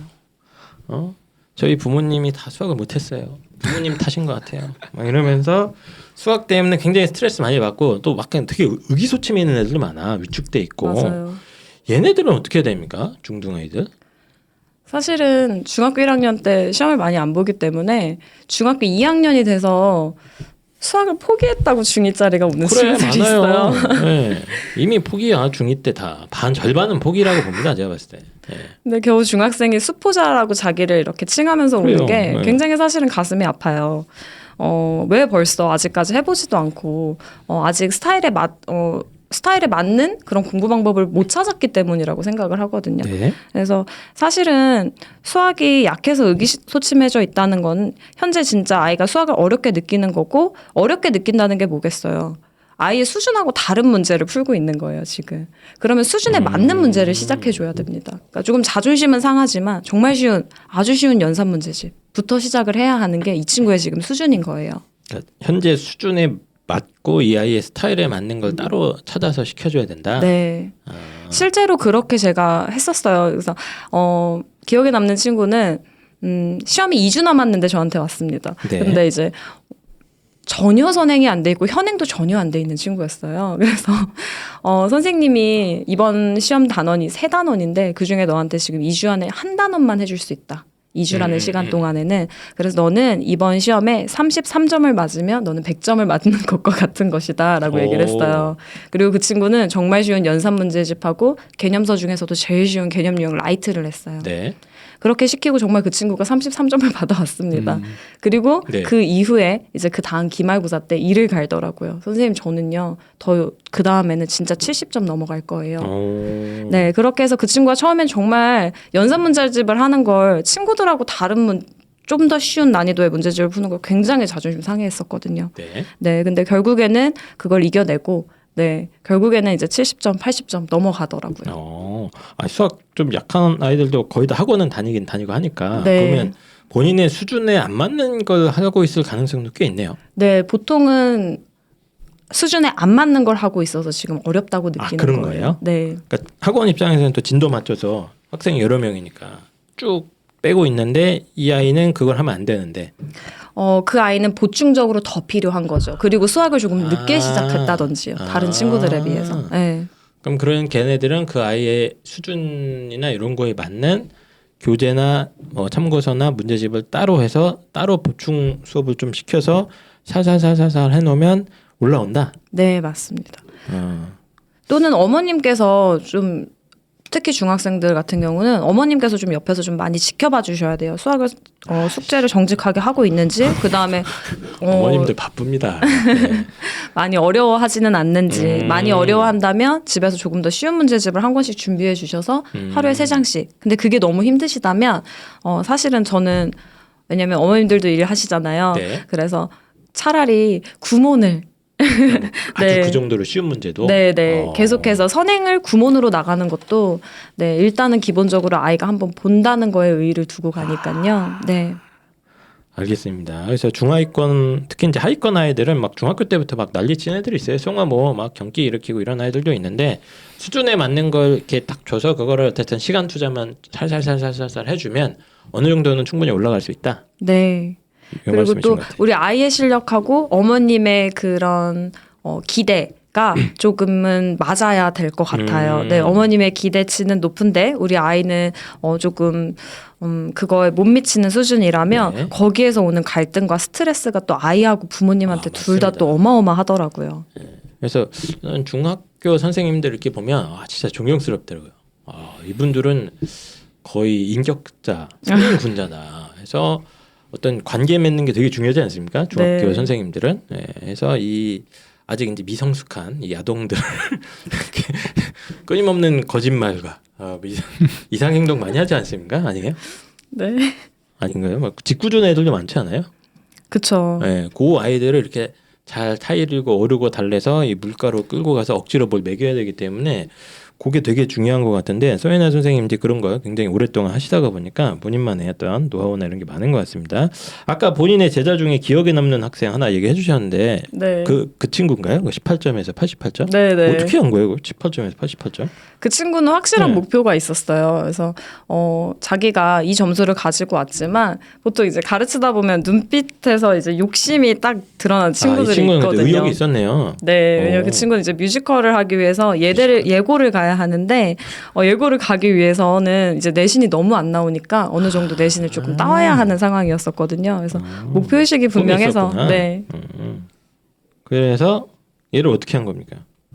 굉장히 일단은 네. 특히 아이들한테는 자존감을 다치게 해서는 안 돼요. 자신감을 떨어뜨리는 행동을 해서는 절대로 안 중학교 됩니다. 선생님들 네. 애기가 층위가 훨씬 다르네요.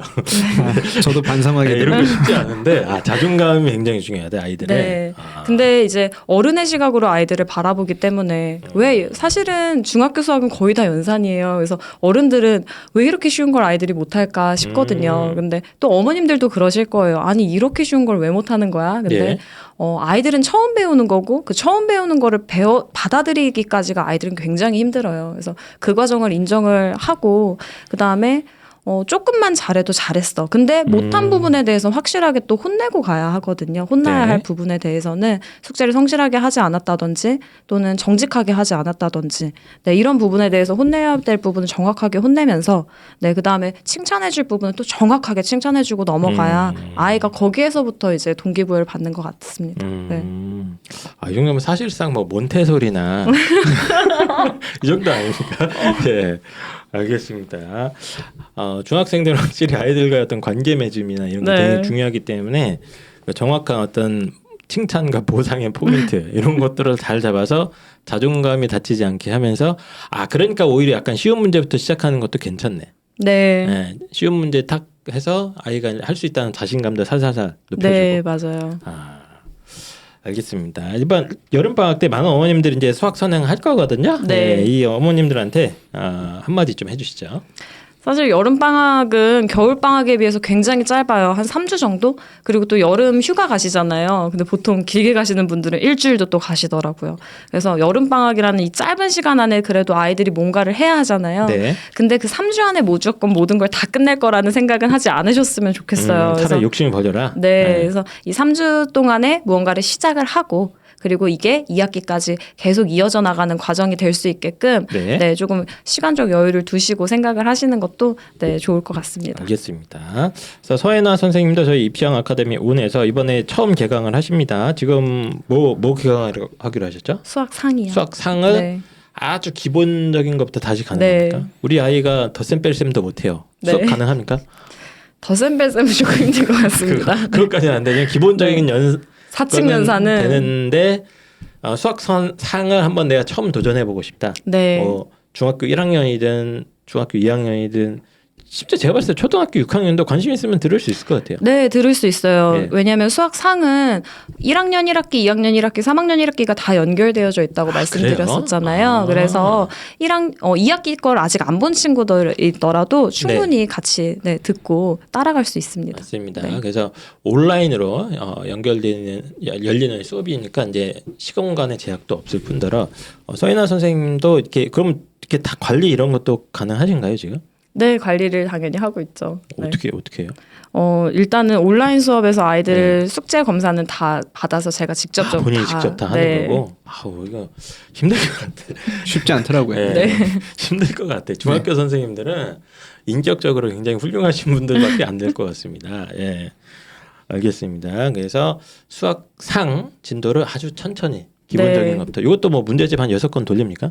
일단은 수학상은 처음 배우는 개념이라고 생각을 하고요. 네. 그래서 이 책을 처음 보는 친구들 아니면 수학상을 배웠는데도 개념이 많이 안 잡히는 친구들을 위해서 정말 쉽게 설명을 해요. 그래서 이 한 권의 책을 3개월에서 4개월 과정으로 나눠서 천천히 천천히 나가는 게 이번 과정의 컨셉인 거고 숙제하는 과정이나 이런 걸 갖다가 우리 이제 사실상 몬테소리 서혜나 선생님께서 일일이 다 보고 이놈이 제대로 했는지 이런 걸 이제 관리까지 들어가는 네. 그런 시스템이 되겠습니다. 그래서 뭐 자세한 내용은 네이버 입시왕 카페 참여해 주시면 될 것 같아요. 그래서 입시왕 이제 입시왕 아카데미 온 선생님들과 함께하는 수학 방송이었고요.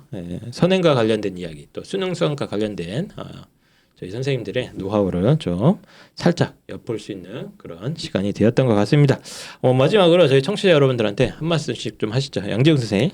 네, 오늘 서인아 선생님하고 같이 이야기 들으면서 정말 다른 과목은 모르겠지만 수학을 가르치는 사람의 마음은 다 똑같구나라는 생각이 들었습니다. 뭐 수학을 그러니까 국어 선생님들끼리도 사실은 되게 얘기가 다르거든요. 이렇게 해야 잘한다. 이렇게 해야 잘한다. 영어도 마찬가지고. 근데 수학은 잘하기 위한 방법이 시대를 막론하고 강사를 막론하고 지역을 막론하고 다 똑같은 것 같아요. 그래서 어머님들도 우리 아이가 수학을 좀 이걸 보고 있는 학생들도 수학을 잘하는데 왕도는 없다는 걸 꼭 인지해 주시고 되게 대단한 방법을 찾으려고 하기보다는 이번 여름방학이 그 대단한 방법인 그 성실하고 정직함과 그리고 제대로 사고해서 공부하고 이해하고 판단할 수 있는 계기를 만들 수 있는 시작이 되었으면 하고요.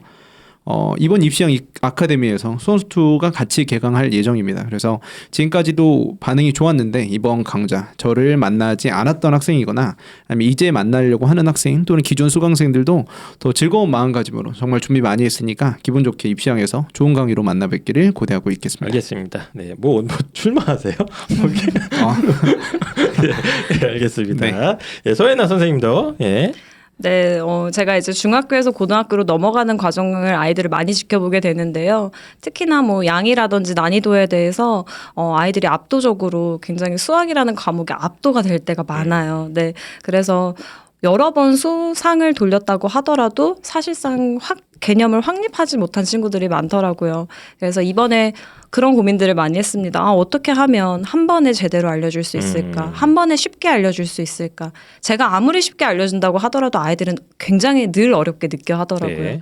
그래서 이번에 수상 온라인 강의를 조금 쉽고 또 그런 계획하에 그런 생각하에 만들었으니까요. 네. 편안하게 친구들 수상 걱정하지 말고 두려워하지 말고 선생님하고 같이 시작했으면 좋겠습니다. 알겠습니다. 네. 그래서 지금까지 사실상 몬테소리 서인아 선생님 그리고 잘 나가는 우리 양지웅 선생님 같이 방송을 만들어 봤습니다. 저희는 또 다음 선생님들과 함께 인터뷰를 준비할 테니까요. 또 기다려 주십시오. 여름방학 준비 열심히 하시고 좋은 말씀입니다. 너무 많은 거 하려고 하기엔 기간이 짧지 않습니까? 그러니까 겁먹지 말고 최대한 할 수 있는 만큼 하되 아이들이 방학 때 절대 해이해지지 않도록 생활 습관이나 이런 거는 열심히 챙겨주시면 좋을 것 같습니다. 그럼 저희는 또 다음 방송으로 돌아오겠습니다. 안녕.